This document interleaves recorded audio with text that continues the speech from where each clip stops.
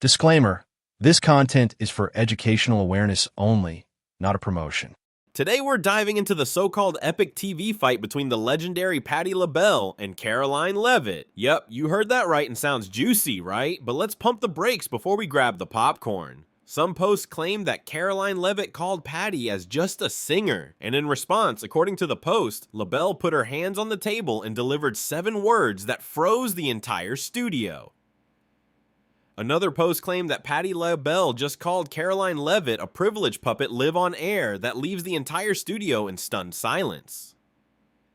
We mean, can you imagine them in a WWE ring? But here's the twist. This whole drama, completely fake, like AI-generated fake. Yes, you heard me. AI cooked this rumor up to trick people into clicking on it. And nope, there's no video footage, no eyewitnesses, and no news outlet reported it. Because guess what? It never happened. Fact-checking organizations like Snopes have thoroughly debunked this claim. They confirm that this viral fight is nothing but digital fiction, probably designed to drive clicks and ads. So what have we learned today? Not every scandal is real. Some are just AI-generated nonsense trying to make us gasp. If you enjoyed this myth-busting adventure, hit that like button, subscribe, and turn on notifications so we can keep separating the real from the fake, one ridiculous headline at a time. This is D Reviews, signing off.